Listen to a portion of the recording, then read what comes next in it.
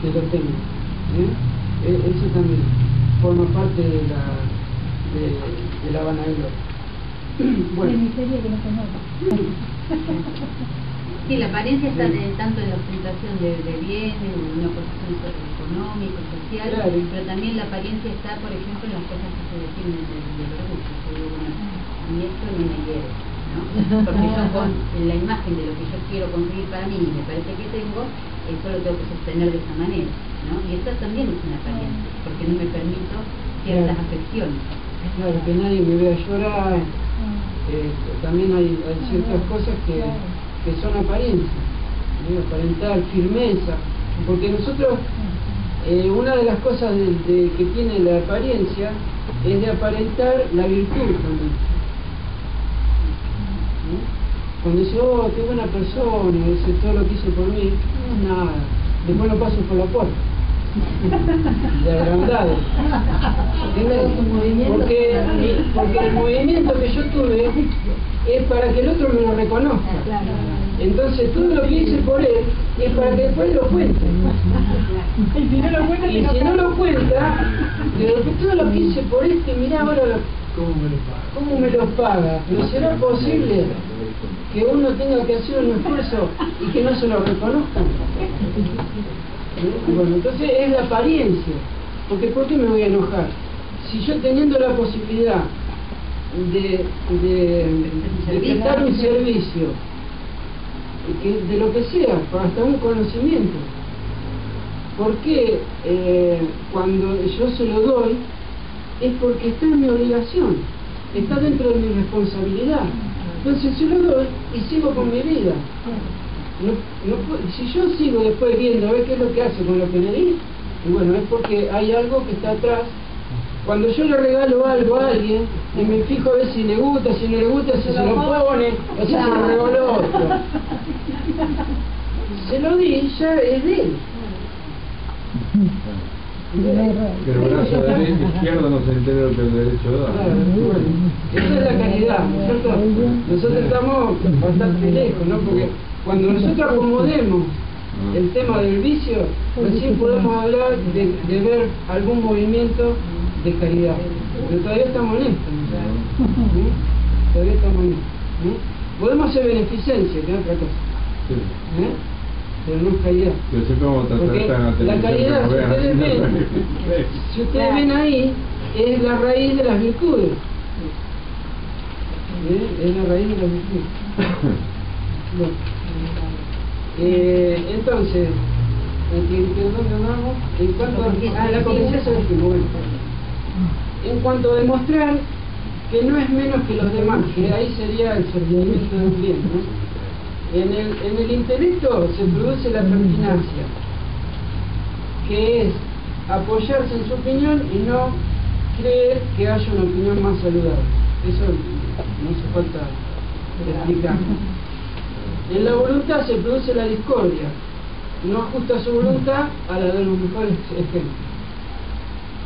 Pero en este punto hay una discordia que es exterior y hay otra discordia que es interna. La discordia interna es el problema, porque hay veces que yo sé lo que tengo que hacer, pero hago otra cosa, y ahí es donde se genera el conflicto en nosotros. Claro, se genera un conflicto, y ese conflicto es el más difícil, porque es el que después nos trae problemas. Nos trae problemas físicos, estados anímicos, hay un sinnúmero de efectos que aparecen en esa discordia, de lo que sé que tengo que hacer y no lo hago, porque es una cuestión de conciencia. Y si me lo dice el otro, como no puedo dar el brazo a torcer porque tengo que sostener mi posición, entonces a pesar de mi sufrimiento y de mi mal, soy obstinado y persisto. Bueno, en las palabras se produce la contienda, porque no quiere ser superado por las palabras de él. No se calla nunca.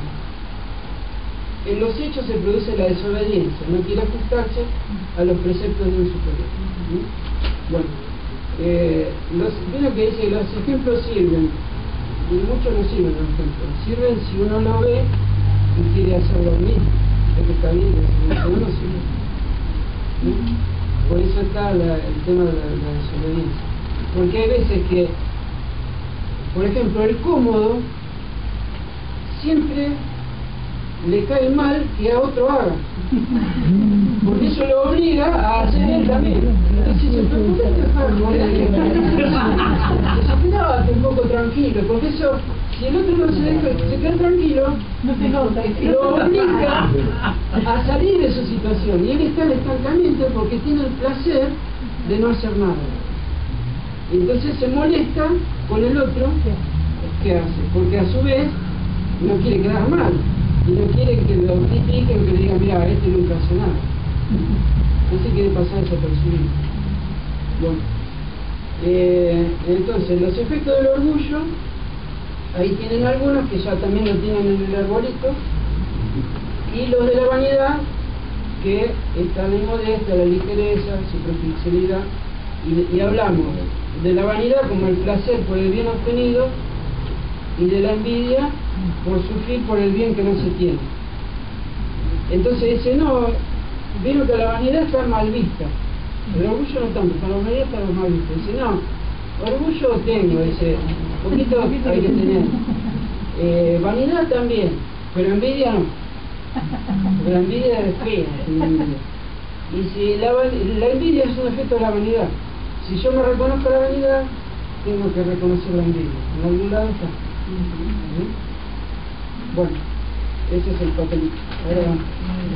El punto es que en esto la persona, cada uno, tenga la disposición de ser su propio crítico.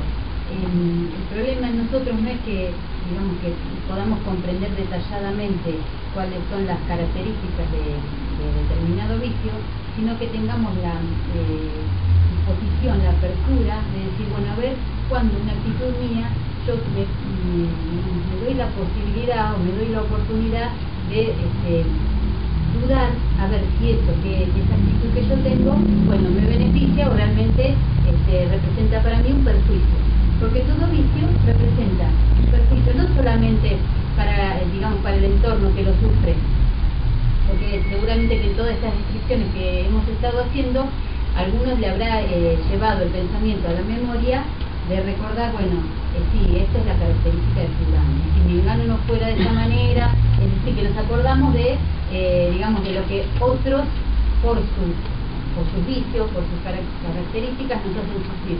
Pero el que sufre en primer lugar es la propia persona que padece, que tiene esa característica.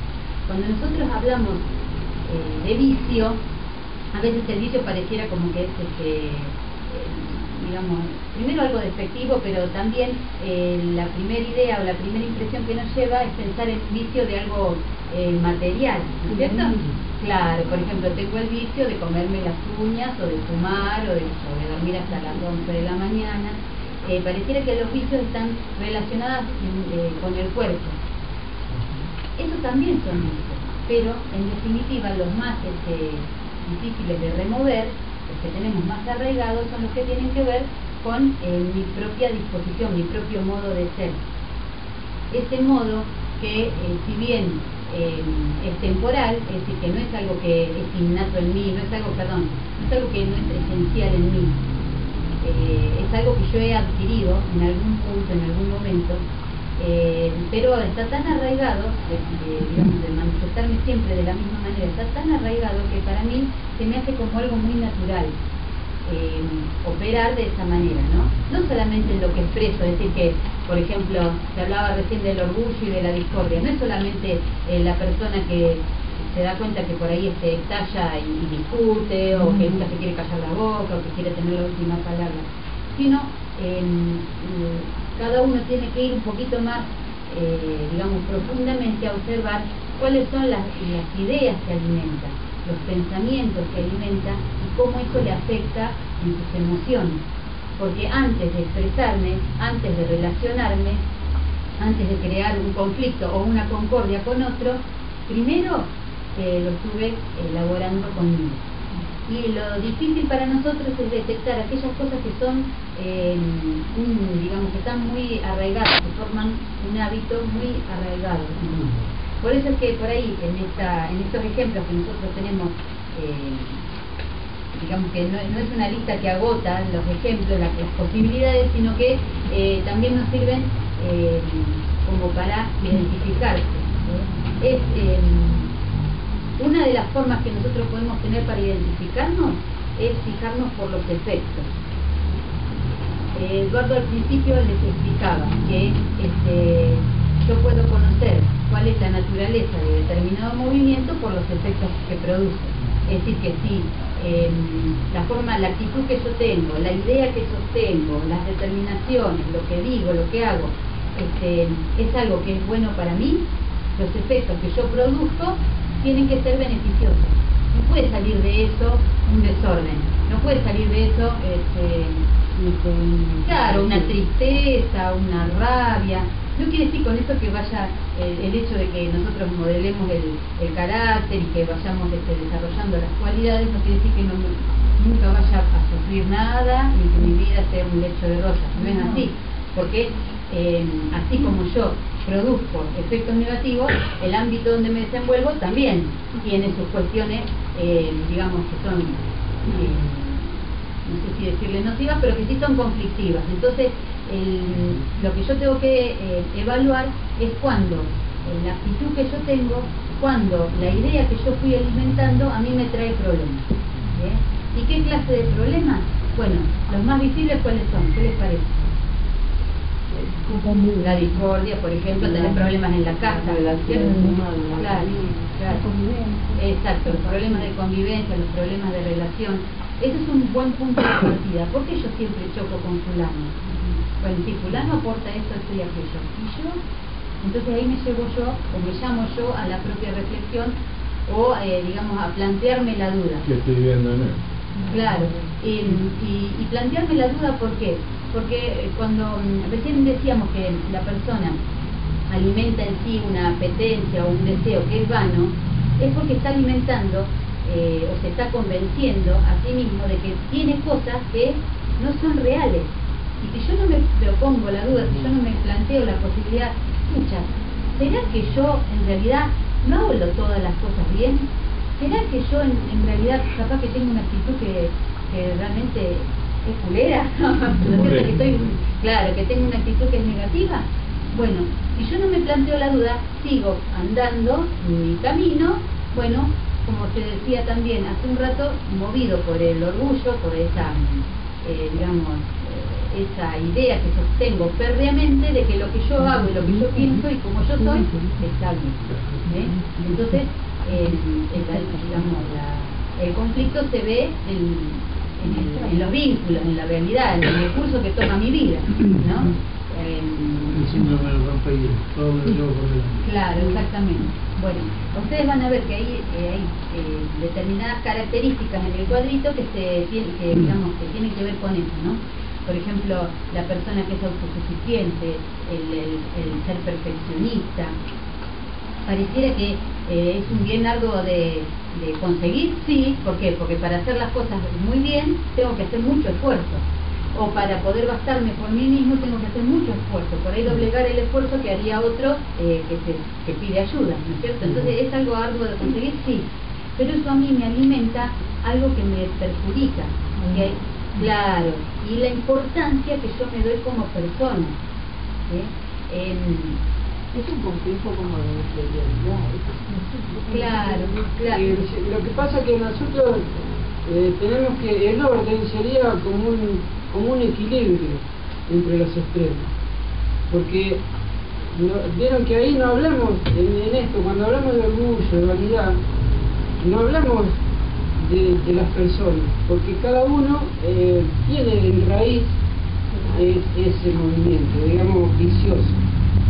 Un desorden, estamos habituados a vivir de esa manera, es un vicio, está desordenado es un vicio. Pero ese mismo orgullo me puede hacer caer en extremo, porque cuando yo me creo mejor o me encuentro seguro, arremeto contra todo.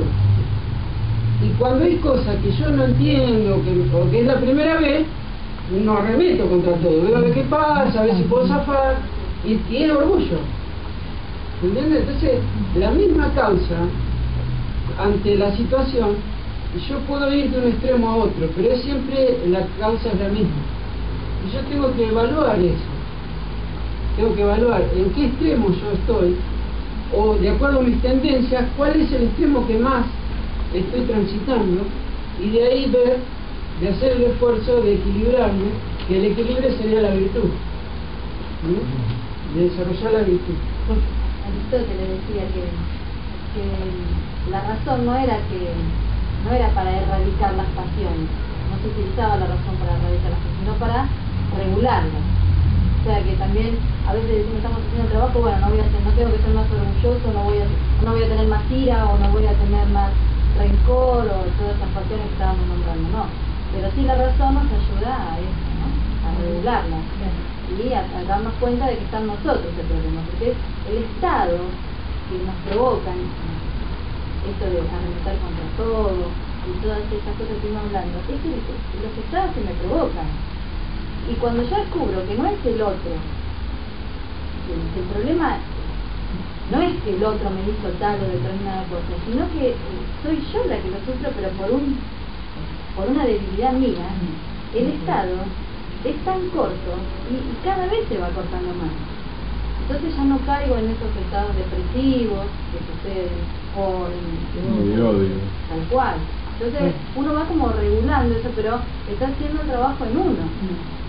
De todas maneras no es el trabajo el ir acortando estados, sino trabajando más profundo, ¿no?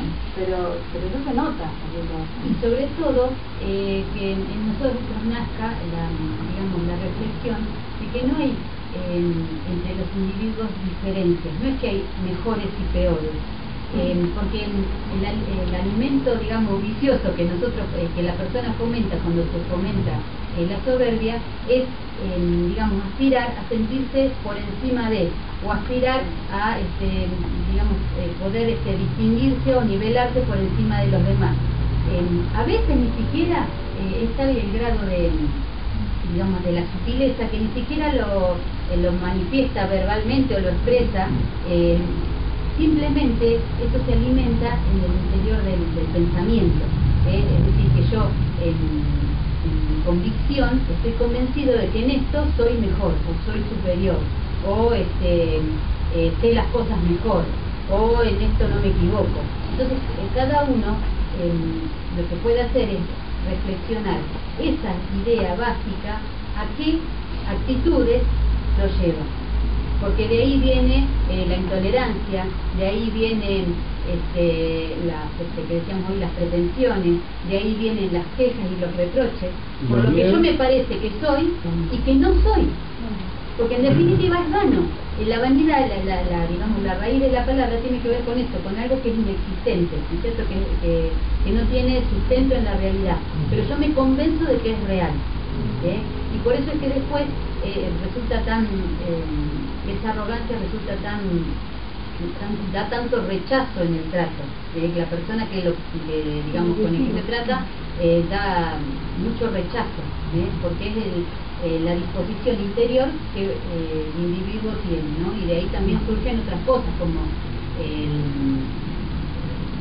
no solo el deseo, sino convencerse de que puede dominar y gobernar a los demás, ¿no?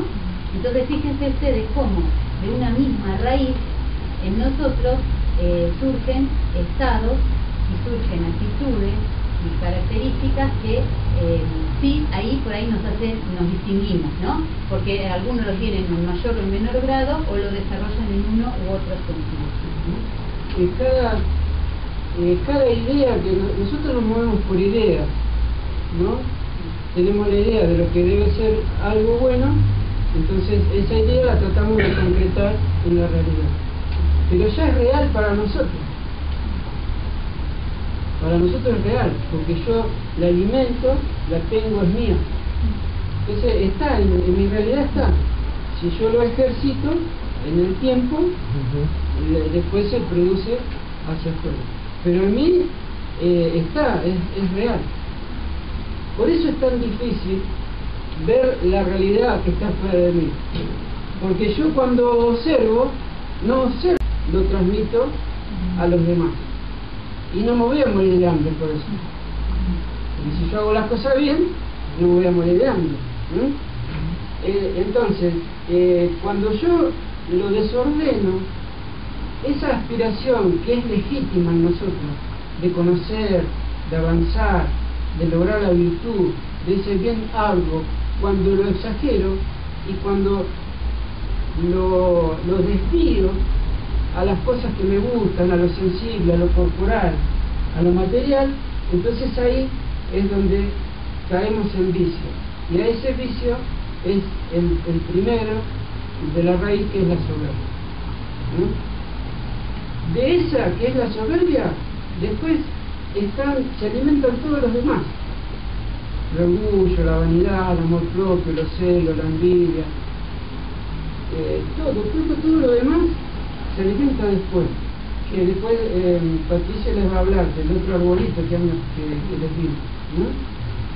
Por eso ustedes van a ver que en el árbol la raíz es la soberbia, ¿no? Bueno,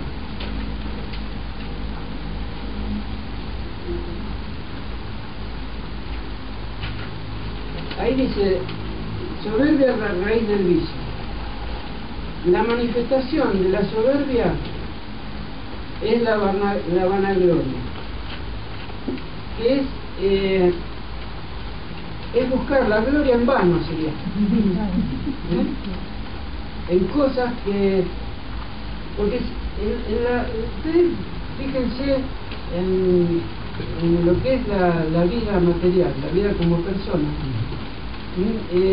En los años que se van sucediendo, las cosas no se mantienen estáticas. Son efímeras, se dice que son efímeras, que no tienen subsistencia, porque tienen un principio y tienen un fin. Pueden durar 20 años, 30, 60 años, pero siempre va a tener un principio y un fin. Y en ese principio y ese fin hay un movimiento. Entonces las cosas nunca son de la misma manera. Entonces cuando yo me esfuerzo para conseguir algo que está fuera de mí, que no corresponde a esa esencia mía, me estoy esforzando por conseguir algo que voy a perder. Y después sufro, porque como hago tanto esfuerzo para conseguirlo, y como me parece que es un bien, cuando lo consigo, después empiezo a sufrir para sostenerlo, porque tarde o temprano lo voy a perder. Y ese es el problema, de buscar bienes en cosas que están fuera de mí, que no significa que estén mal, porque ya hablamos que nosotros tenemos 3 partes y a las 3 las tenemos que ocupar, pero cada una tiene su propio movimiento. Si yo me ordeno en ese punto, voy a estar bien. Ahora, la vanagloria sería, como dice, un movimiento desordenado en la búsqueda de la excelencia, del honor, de un bien algo. Pero por ahí no hay que buscar en cosas muy elevadas, ¿no es cierto?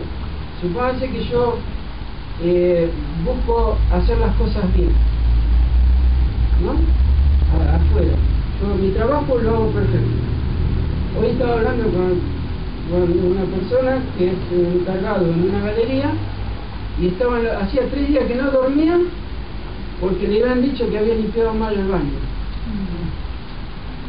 Y dice, pero ¿cómo puede ser? Si yo me esmero en limpiarlo todo el tiempo, dice, ¿cómo va a venir y me dice que no lo limpié? Claro, entonces yo hago las cosas bien, pero en forma desordenada, porque no lo hago porque lo tengo que hacer, sino también lo hago para que lo vean. Entonces ya me voy yendo de mí, porque hay que ver en qué punto yo hago las cosas porque soy consciente de que las tengo que hacer y cuántas otras que las hago por el que dirán. Entonces esa búsqueda que yo tengo de honor, de gloria, es como que tiene que estar avalada por el resto, y si no, no sirve, o si no me enojo, o si no, no duerme. Que es esa forma de ser. Entonces, hay veces que las acciones que nosotros hacemos, siempre tenemos que ver el fin. Porque hay veces que el fin está en eso y no en lo que yo tengo que desarrollar. Entonces, si yo hago las cosas bien, no me interesa la opinión del otro. No es que no me interese, sino que no me va a afectar, que es distinto.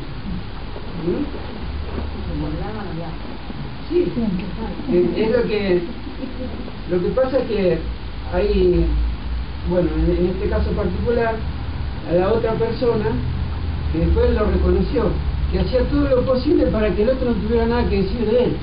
Pero el otro vive hablando de los errores del otro.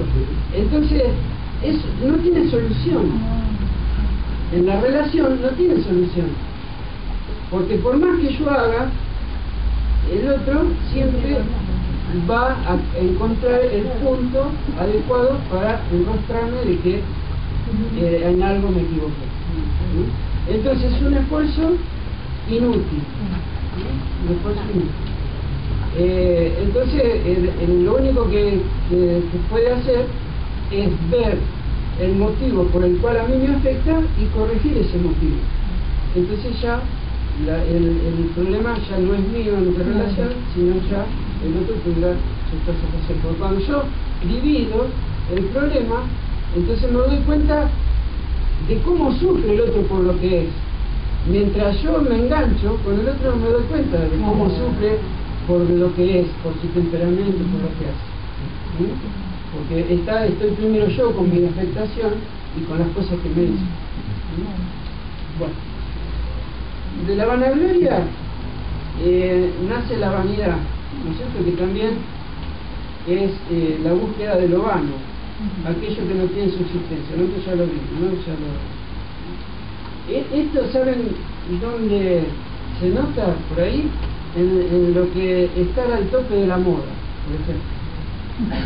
Porque la búsqueda de la gloria es estar siempre ahí, en la moda. Por eso hay tantas peleas, ¿no es cierto?, en lo que es la moda, o si no, en cómo se maneja a través de la moda para que la persona esté constantemente en ese nivel y que no lo baje, porque mi aspiración es estar ahí. No permitir que nos manipulen.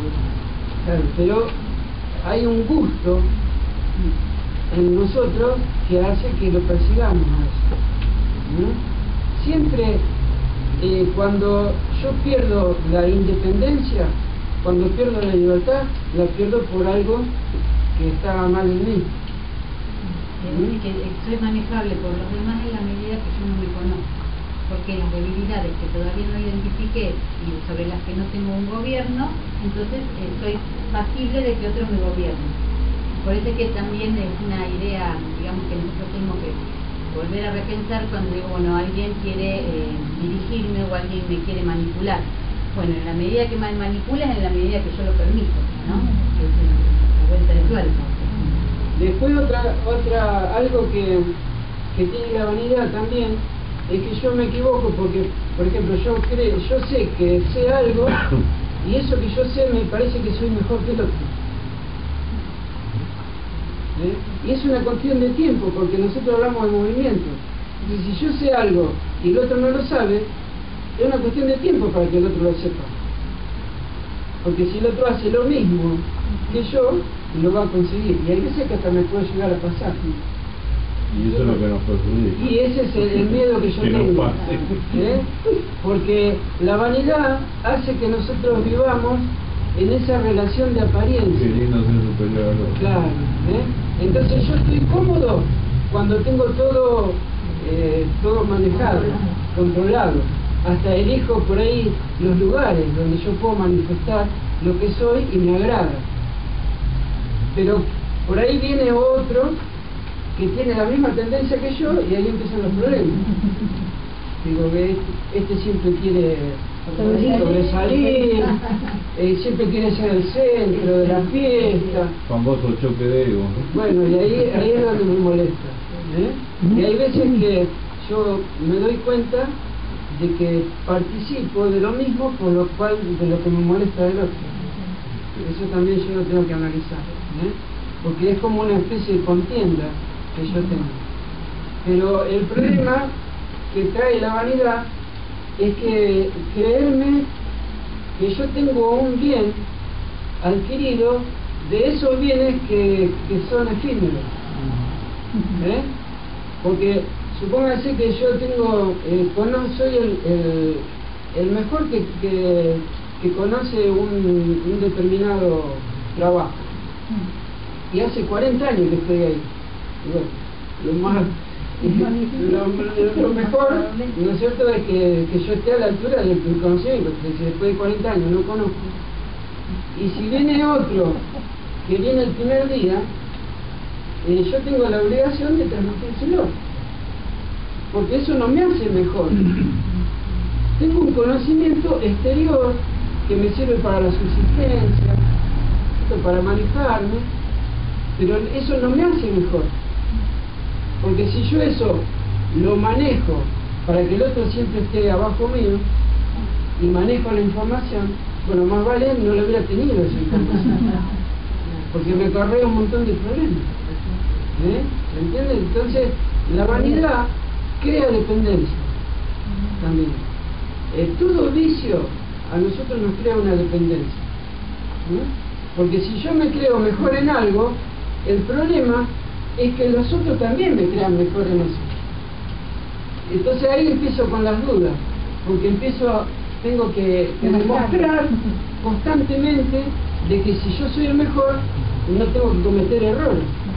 Entonces cuando tengo que hacer algo, estoy pensando a ver si me están mirando, a ver si me va a salir mal, si me van a criticar, y eso me trae sufrimiento, y capaz que a nadie le importa lo que yo estoy haciendo. Entonces lo importante es que lo vean los demás y no que lo vea yo. Yo tengo que verlo y los demás van a opinar, pero ¿desde qué punto van a opinar? Desde lo que son. Entonces porque Sócrates ya decía, dice, yo no me tengo que valer por el número de opiniones, tengo que ver si eso que me están diciendo es cierto o no. Si es verdadero, bueno, bienvenido sea, porque yo tengo que corregir. Y si no es cierto, y bueno, tiene un problema el otro, porque eso no es verdad. Decía, entonces tener esa libertad, que son puntos de certeza que nosotros vamos adquiriendo a medida que vamos trabajando, y esos puntos de certeza los tenemos nosotros, porque cada uno de ustedes en algo están seguros, y por más que el otro le diga no, es así, ustedes saben que no es así, que se está equivocando. Esos son puntos de certeza, y sobre esos puntos de certeza hay cierta libertad, porque nosotros estamos habituados a manejarnos de esa manera y sabemos los resultados. Entonces en eso somos libres. Esos puntos de certeza están en la personalidad. Claro, en nosotros. Están en nosotros. Pero una pregunta, ¿no están atados a la personalidad? Porque tú no crees que es cierto. Nosotros como personas hay una relatividad, es relativo. Por eso vivimos, la vanidad nos hace vivir en apariencia, de creerme más, de creerme menos a veces, de tener miedo, timidez, vergüenza. Y yo ¿cómo hago para medirme si estoy mejor o peor? No lo puedo medir con las personas. Yo tengo que hacer una reflexión sobre mí mismo, ver mis tendencias, mis afecciones, empezar, y ahí voy a encontrar mi realidad. Cuando a mí me parece la vanidad, otro de los efectos es que me parece que eso lo voy a poder hacer, y que después cuando se me viene para hacerlo me doy cuenta que no tengo los elementos necesarios. Entonces la vanidad no solamente es una apariencia hacia afuera, sino que me engaño a mí mismo también, de creerme que poseo elementos que no tengo. Entonces lo que está en nosotros, que eso sí lo podemos manejar, es la disposición que yo puedo tener ante mi realidad, ante la vida. Entonces, ante el aprendizaje. Claro, estar dispuesto. Entonces yo puedo hacer una cosa, otra, tener las tendencias que sea, pero mi disposición siempre tiene que ser a avanzar y a ser mejor, a desarrollar la virtud. Entonces ahí no me voy a equivocar y no voy a ser infeliz si se quiere. ¿No es cierto? Bueno, el orgullo es distinto de la vanidad, en que el orgullo se toma como en defensa del posicionamiento que yo tengo de ese bien. Con la vanidad yo siento el placer cuando lo consigo y de tenerlo. Digo, esto lo tengo yo, es bueno para mí y fíjense, ustedes no lo tienen, ¿no? Bueno, yo me halago del bien que consigo, pero lo tengo que defender a ese bien. Yo lo defiendo con el orgullo, en el cual yo peleo para posicionarme con ese bien que yo creo que es. ¿Ya está? Entonces me peleo contra todo. Hago un esfuerzo por sostener esa posición, porque como esa posición es la que yo quiero para mí, entonces la tengo que defender, la defiendo con el orgullo. ¿Ves? Porque me enojo, me peleo, soy terco, todas el capricho, la rebeldía, son todos los efectos que yo uso para defender mi posición, ¿no? Ante los demás. Bueno, entonces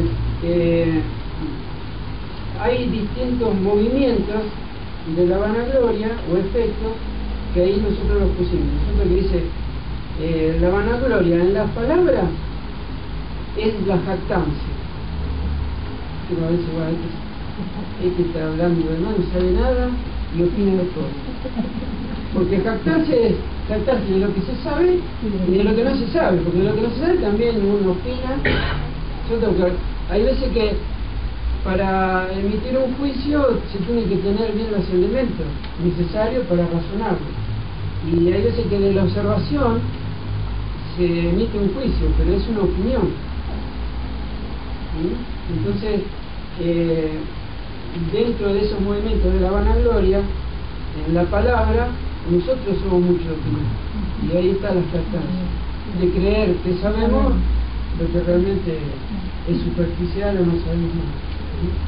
Lo que lleva a la jactancia también es con la que a mí me parece que me merezco, ¿no? Con las cosas que me parece que son inherentes a mi condición, de acuerdo obviamente a esa idea distorsionada que tengo de mí mismo. Entonces en la jactancia también están las pretensiones que yo tengo acerca de lo que deben ser las cosas para mí, mi vida, mis bienes, mis relaciones, ¿sí? Y todo eso viene de una idea distorsionada, de esa idea distorsionada que es vana, que no, digamos, que no tiene un sustento en la realidad, sino que yo la alimento en mi pensamiento, como bien se decía al principio, porque eso me da un cierto gusto. Pienso que eso me satisface y que es un bien para mí, equivocadamente, ¿no? Y de ahí vienen las pretensiones que tantos dolores de cabeza, tanto choque nos traen en el mundo real, en la convivencia, ¿no? Bueno, en los actos se busca la admiración, que es la presunción de mostrarle al otro lo que yo tengo. ¿Pero por qué? Porque a mí me parece que es un bien. Entonces se lo trato de mostrar al otro. Por ahí capaz que al otro no le interesa, porque yo presumo de lo que a mí me parece que es un bien. Por eso cada uno, de acuerdo a sus gustos, a sus tendencias, tiene distintas presunciones. Entonces a mí me parece que porque para mí es un bien, todos los demás lo tienen que verlo como tal. En ese caso sería por una proyección. Claro, proyectar. Y hay tantas religiones, ¿no? Sí. En todo, ¿no es cierto? Por ejemplo, por ejemplo, en un hijo, yo presumo de mi hijo. Capaz que mi hijo es un atorrante, y yo, como soy atorrante también, me parece que lo que es bueno para mí es bueno para él. Entonces yo lo educo con las cosas que me parecen a mí que están bien, y lo estoy educando, y que después cuando crece es un presumido, y yo digo, mirá el hijo que tengo, entonces yo le transmito lo que es un bien para mí, porque como lo quiero, le tengo que dar lo que me parece que es bueno. Entonces también es esa transmisión que yo hago. En los hechos falso sería la hipocresía, ¿no? Que es la apariencia. Es la apariencia, es aparentar que se está a la altura de ese bien, pero que en realidad no lo tengo, pero yo aparento. ONG, sin fines de lucro, es una entidad pública y cuenta con personalidad jurídica. Bueno, el objetivo de la institución, la academia, es promover la filosofía universal, basándonos en los antiguos filósofos como Sócrates, Platón y Aristóteles, justamente para brindar herramientas, como hacían ellos en la antigüedad, que dedicaron toda su vida para ayudar a la construcción del conocimiento del hombre. Todas las actividades que realiza la academia son totalmente libres, desinteresadas, abiertas a todo público. Y como decía, siguiendo la línea de Sócrates, que él decía que el conocimiento no le pertenecía a nadie, sino que es algo que está implícitamente contenido en cada hombre, por eso él no cobraba como los filósofos de su época, que cobraban por enseñar, ¿no es cierto? Él no, porque decía que justamente que el conocimiento no le pertenecía a nadie. Por eso, siguiendo esa línea, todas las actividades que realiza la academia son libres y gratuitas. Se hacen durante el ciclo lectivo, se dan cursos, se dan más o menos de clases, acá en la sede, y también se hacen charlas, como este ciclo de verano, en la biblioteca, en los huertos feriales. Esto es una vez por mes, y también con charlas como esta, que son temas que comienzan y terminan en el curso, no, el curso es más intensivo y bueno, hoy estamos con la doctora Patricia Ocampo, el presidente de la institución, Eduardo Velilla, quien les habla, Raquel Bernal. Así que comenzamos hoy con este tema importante. Bueno, ahí le dimos un papel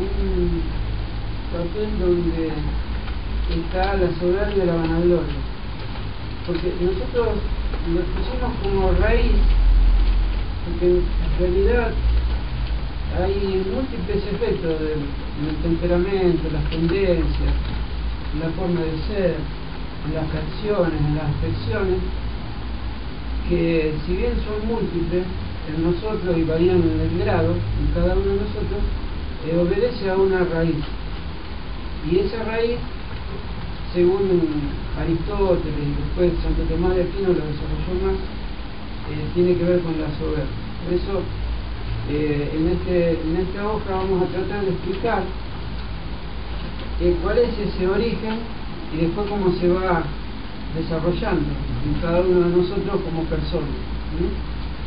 O sea que todos esos efectos visibles que están no solo a la vista de los demás, sino de nosotros mismos, obedecen a algo que está más adentro, que es más invisible, que lo sabemos nosotros, que está en nuestras ideas, en nuestros pensamientos, en aquellas cosas que aspiramos a conseguir. Todo eso no forma parte de lo que es palpable y tangible, sino que forma parte más de lo que yo soy, de mis pensamientos, del sostenimiento de mis ideas, de mis tendencias. Después eso trasciende hacia afuera, y en la relación con los demás se manifiesta de una u otra manera. Pero para que se manifieste tiene que haber una causa, si no, no puede haber manifestación. Y si esa causa, por el efecto de lo que produce, podemos llegar a encontrar la causa que lo produce y la naturaleza. Si los efectos son nocivos, si nos traen complicaciones o algunos resultados negativos, quiere decir que la causa está fuera de lo que debe ser, o sea, fuera de nuestra naturaleza o de nuestro propio bien. Ahora, lo que nosotros tenemos y desarrollamos está en nuestra naturaleza. En nosotros la diferencia no es en el origen o en la esencia, sino está en el movimiento que nosotros hacemos. Cuando ustedes ven ahí movimiento, cuando Aristóteles hablaba de movimiento, no solamente se refería a los movimientos que conocemos nosotros, sino, por ejemplo, tratar de aprender algo adquirir un conocimiento es hacer un movimiento, en el cual yo estoy en una posición determinada y me muevo para adquirir un conocimiento. Cuando lo adquiero, yo hice una mudanza, mudé de un estado anterior a algo mejor porque adquirí un conocimiento determinado. Entonces ese es un movimiento, ¿no? En nosotros, cuando hablamos de movimiento, si hablamos como personas, ¿cuál es nuestro movimiento? Caminamos, nos trasladamos, el movimiento de traslación. Ese es el movimiento. El movimiento del cuerpo, ¿cuál es? El que cuando se desarrolla en el feto, nace, se va desarrollando las distintas etapas del cuerpo hasta que muere. Todo eso es un movimiento. ¿Qué quiere decir? Que se produce una modificación en el tiempo.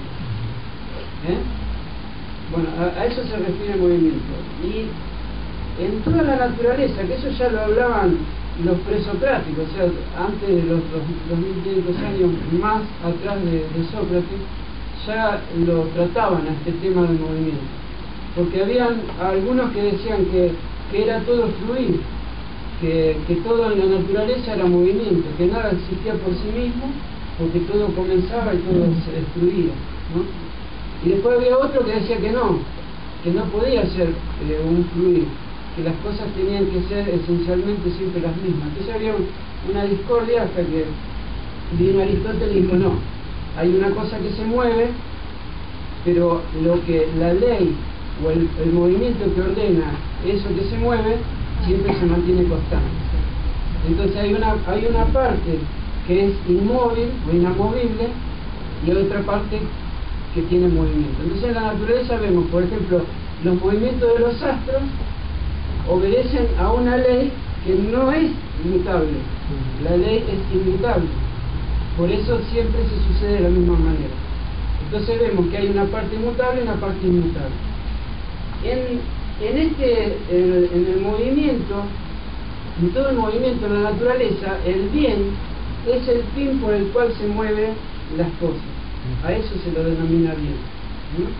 Entonces, sería el fin el bien. Nosotros, como personas, esos movimientos se pueden decir que son triples, porque no somos solamente alma, ni somos solamente cuerpo, sino que es esa unión sustancial entre el cuerpo y el alma, ¿no? Entonces, hay un movimiento que es del alma, y hay otro movimiento que es del cuerpo, ¿sí? Y hay otro movimiento que es el de relación que nosotros tenemos. Entonces, como hombres, nosotros, si adquirimos un conocimiento, si desarrollamos una virtud determinada, estamos generando un movimiento. Pero lo estamos generando con la parte intelectiva, con la parte inteligente. Si en la parte del cuerpo, el cuerpo solo, por sus propias leyes, tiene su propio movimiento. Yo no tengo que pensar, bueno, pasaron 365 días, me voy a agregar un año. Eso no lo manejo yo, porque forma parte de un movimiento que es ajeno a mí, ¿sí? Que se manejan por las leyes de la naturaleza.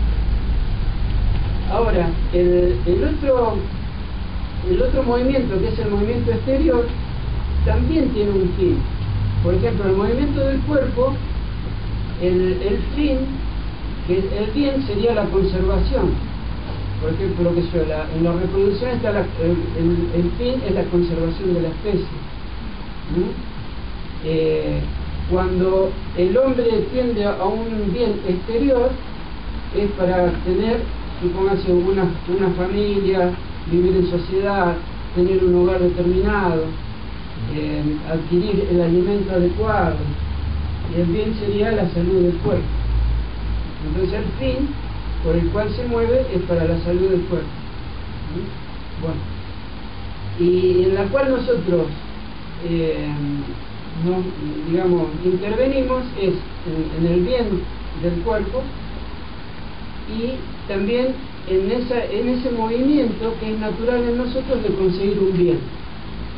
Pero el bien del inteligible no es el mismo que el bien sensible. El bien sensible, supóngase, yo me compro adquiero un plan de ahorro, consigo un auto, es un bien material y lo ven los demás.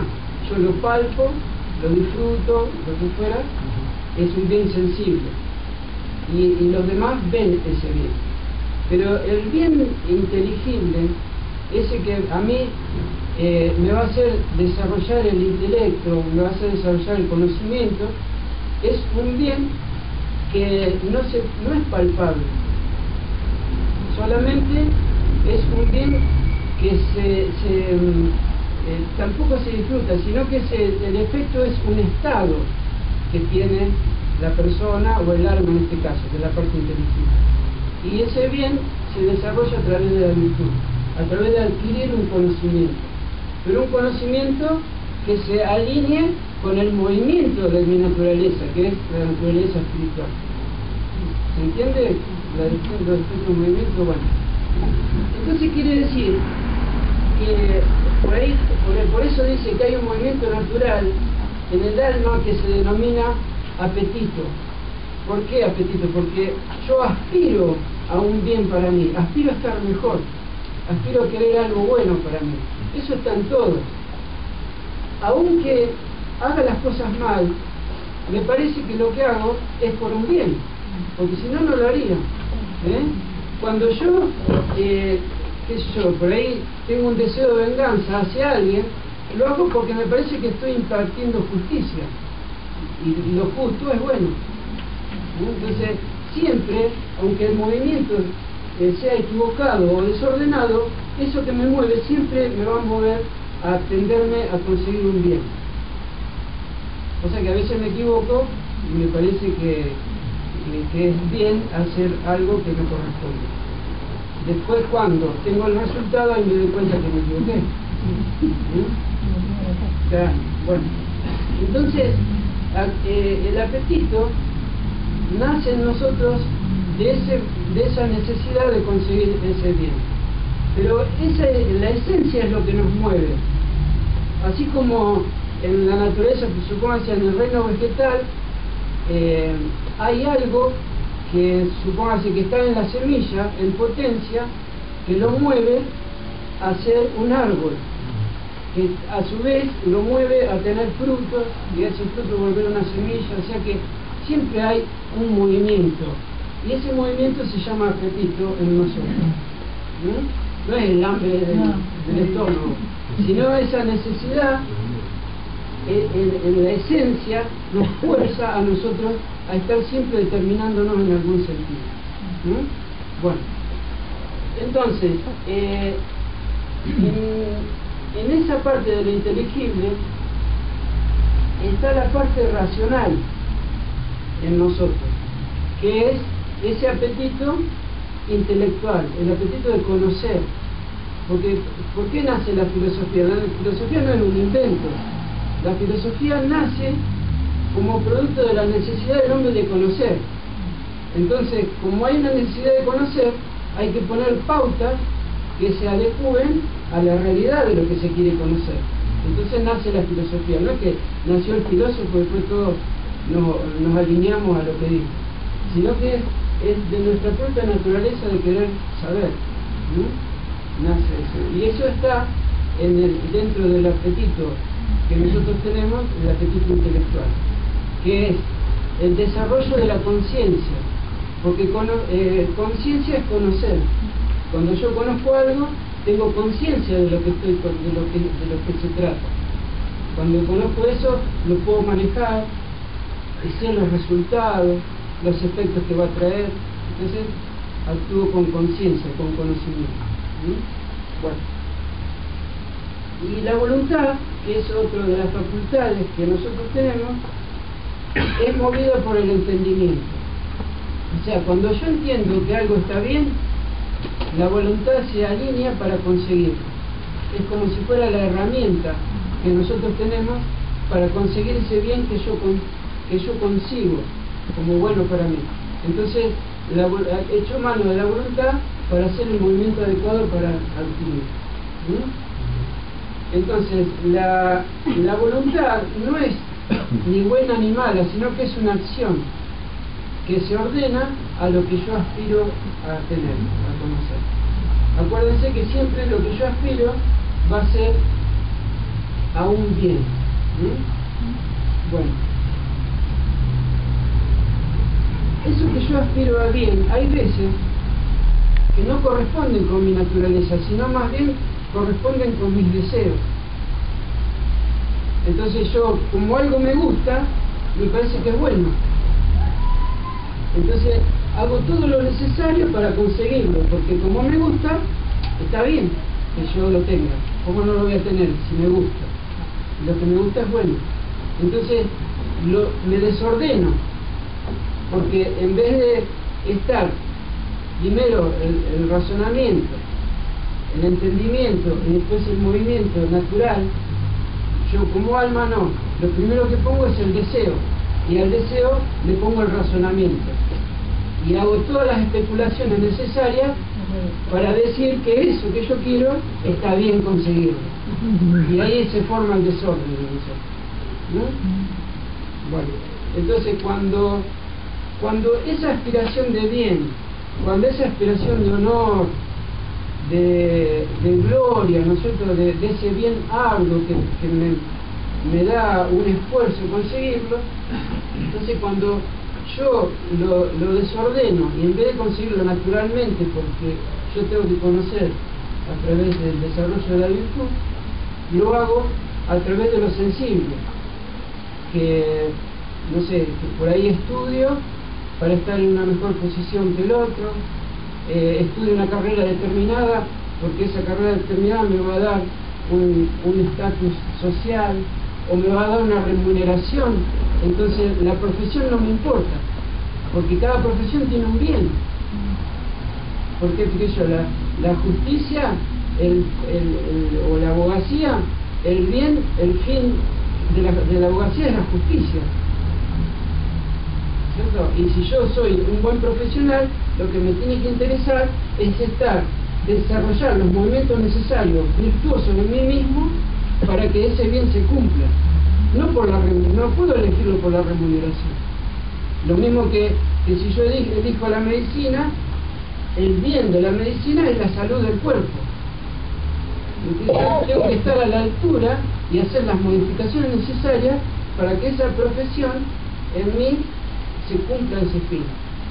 Entonces ahí yo adecuo las virtudes que no tengo por ahí a la profesión. Entonces la profesión me sirve a mí porque yo adelanto y a su vez ese bien lo transmito a los demás. Y no me voy a morir de hambre por eso. Y si yo hago las cosas bien, no me voy a morir de hambre.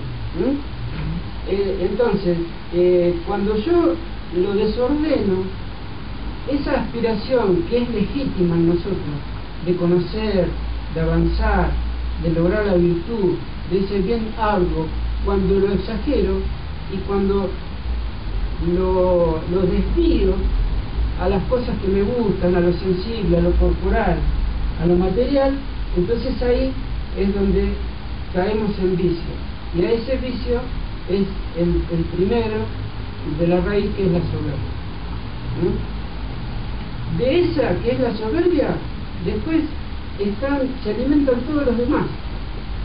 El orgullo, la vanidad, el amor propio, los celos, la envidia, todo lo demás se alimenta después.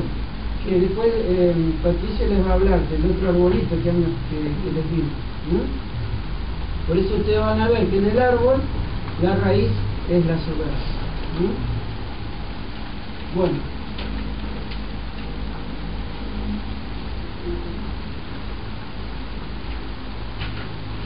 ahí dice soberbia, la raíz del vicio. La manifestación de la soberbia es la vanagloria, que es buscar la gloria en vano, sería,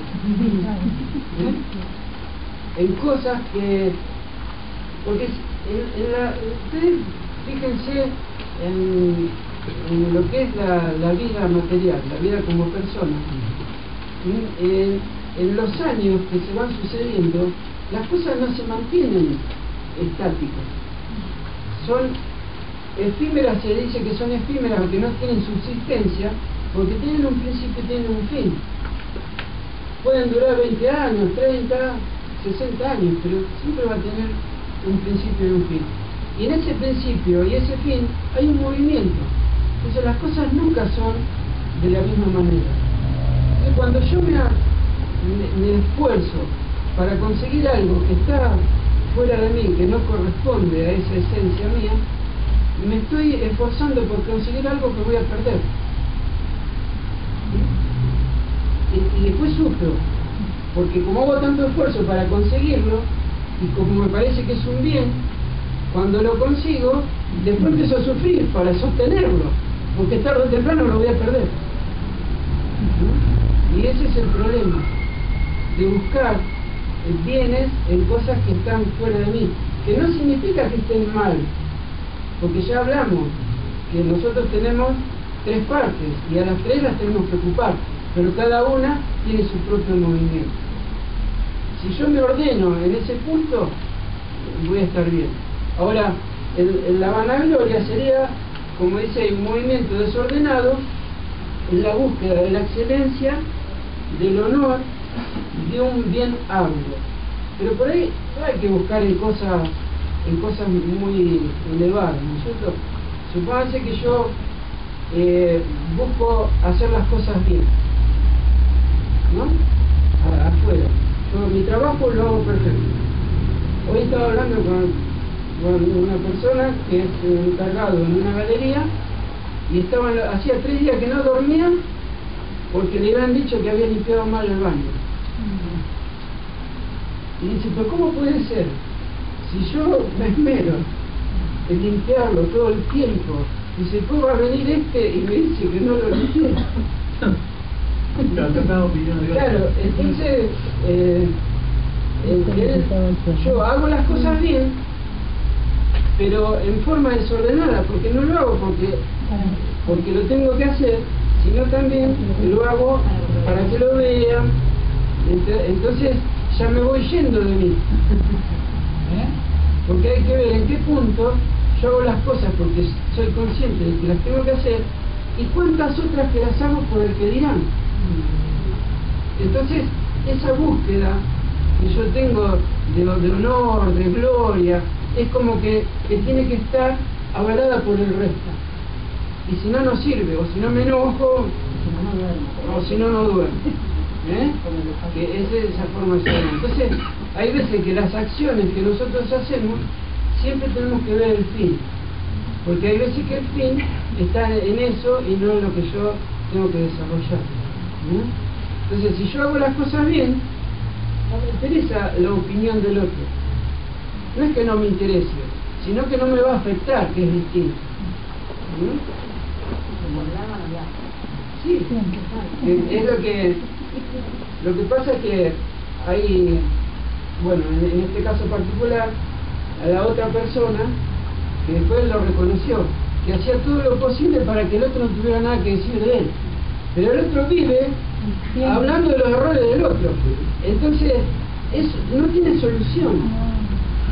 En la relación no tiene solución, porque por más que yo haga, el otro siempre va a encontrar el punto adecuado para encontrarme de que en algo me equivoqué. Entonces es un esfuerzo inútil. Un esfuerzo inútil. Entonces lo único que puede hacer es ver el motivo por el cual a mí me afecta y corregir ese motivo.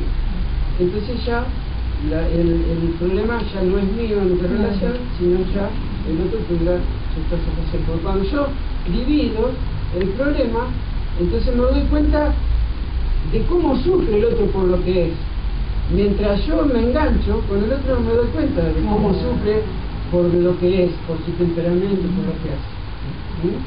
Porque estoy primero yo con mi afectación y con las cosas que me dicen.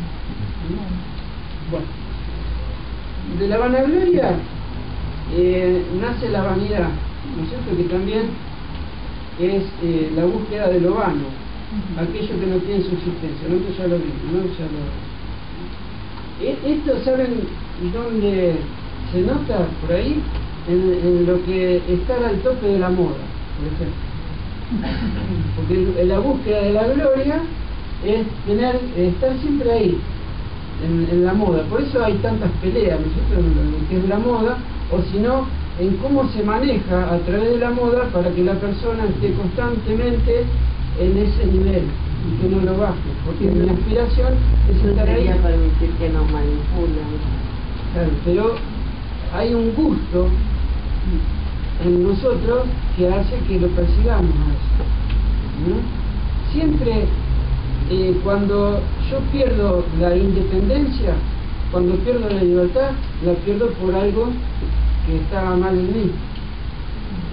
Que soy manejable por los demás en la medida que yo no me conozco, porque las debilidades que todavía no identifiqué y sobre las que no tengo un gobierno, entonces soy pasible de que otro me gobierne. Por eso es que también es una idea, digamos, que nosotros tenemos que volver a repensar cuando digo, bueno, alguien quiere dirigirme o alguien me quiere manipular. Bueno, en la medida que me manipulas, en la medida que yo lo permito, ¿no? Es la vuelta de tuerca. Después algo que tiene la vanidad también es que yo me equivoco porque, por ejemplo, yo sé que sé algo y eso que yo sé me parece que soy mejor que el otro.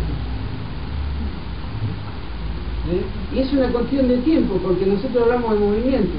Entonces, si yo sé algo y el otro no lo sabe, es una cuestión de tiempo para que el otro lo sepa. Porque si el otro hace lo mismo que yo, lo va a conseguir. Y hay veces que hasta me puede llegar a pasar. Y eso es lo que nos perjudica. Y ese es el miedo que yo tengo.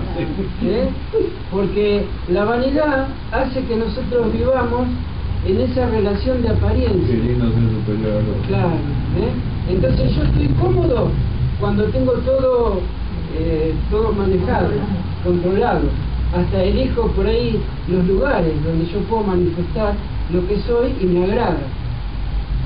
Pero por ahí viene otro que tiene la misma tendencia que yo y ahí empiezan los problemas. Digo que este siempre quiere sobresalir, siempre quiere ser el centro de la fiesta. Famoso choque de ego. Bueno, y ahí es donde me molesta. Y hay veces que yo me doy cuenta de que participo de lo mismo, por lo cual de lo que me molesta del otro. Eso también yo lo tengo que analizar, porque es como una especie de contienda que yo tengo. Pero el problema que trae la vanidad es que creerme que yo tengo un bien adquirido de esos bienes que son efímeros. Porque supóngase que yo tengo, soy el mejor que conoce un determinado trabajo. Y hace 40 años que estoy ahí. Y bueno, lo mejor, ¿no es cierto?, es que yo esté a la altura del conocimiento, porque si después de 40 años no conozco. Y si viene otro que viene el primer día, yo tengo la obligación de transmitírselo, porque eso no me hace mejor. Tengo un conocimiento exterior que me sirve para la subsistencia, para manejarme, pero eso no me hace mejor. Porque si yo eso lo manejo para que el otro siempre esté abajo mío y manejo la información, bueno, más vale no lo hubiera tenido esa información, porque me acarrea un montón de problemas. ¿Me entiendes? Entonces, la vanidad crea dependencia también. Todo vicio a nosotros nos crea una dependencia. Porque si yo me creo mejor en algo, el problema es que los otros también me crean mejor en eso. Entonces ahí empiezo con las dudas, porque tengo que demostrar constantemente de que si yo soy el mejor, no tengo que cometer errores. Entonces cuando tengo que hacer algo, estoy pensando a ver si me están mirando, a ver si me va a salir mal, si me van a criticar, y eso me trae sufrimiento. Y capaz que a nadie le importa lo que yo estoy haciendo. Entonces lo importante es que lo vean los demás y no que lo vea yo. Yo tengo que verlo y los demás van a opinar. Pero ¿desde qué ¿Desde qué punto van a operar? Desde lo que son. ¿Eh?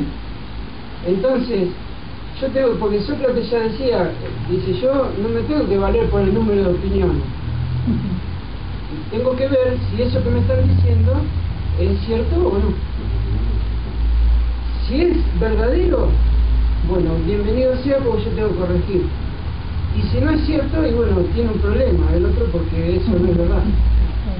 Decía, entonces, tener esa libertad, que son puntos de certeza que nosotros vamos adquiriendo a medida que vamos trabajando. Y esos puntos de certeza los tenemos nosotros, porque cada uno de ustedes en algo están seguros, y por más que el otro le diga, no, es así, ustedes saben que no es así, que se está equivocando. Esos son puntos de certeza.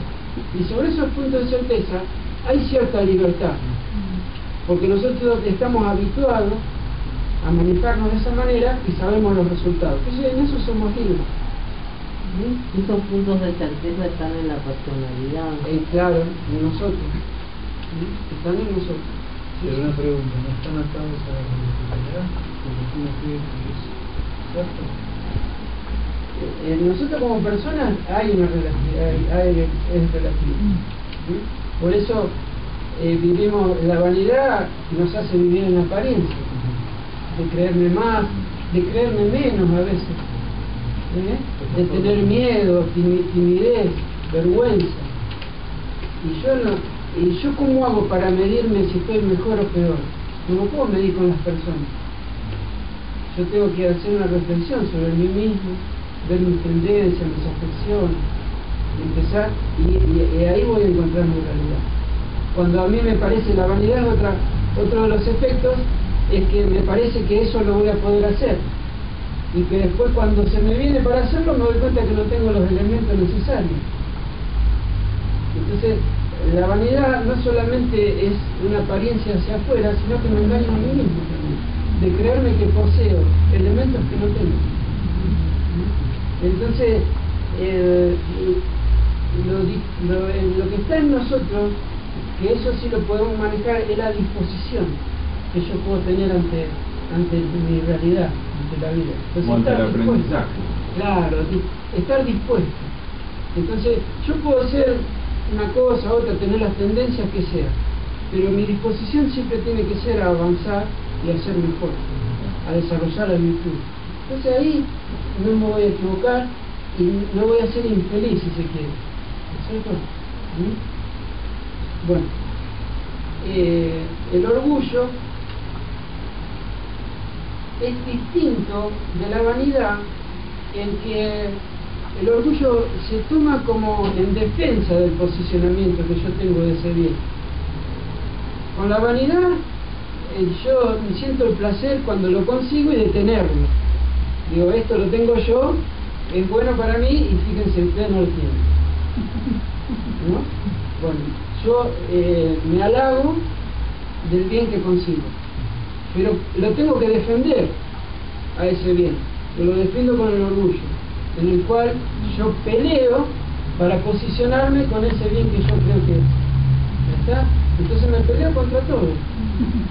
Hago un esfuerzo por sostener esa posición, porque como esa posición es la que yo quiero para mí, entonces la tengo que defender, la defiendo con el orgullo. ¿Ves? Porque me enojo, me peleo, soy terco, todas el capricho, la rebeldía, son todos los efectos que yo uso para defender mi posición, ¿no? Ante los demás. Bueno, entonces hay distintos movimientos de la vanagloria o efectos que ahí nosotros los pusimos. Nosotros que dice la vanagloria en las palabras es la jactancia.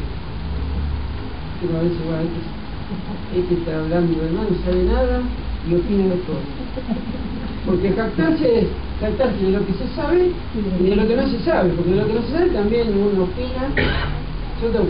Hay veces que para emitir un juicio se tiene que tener bien los elementos necesarios para razonarlo, y hay veces que de la observación se emite un juicio, pero es una opinión.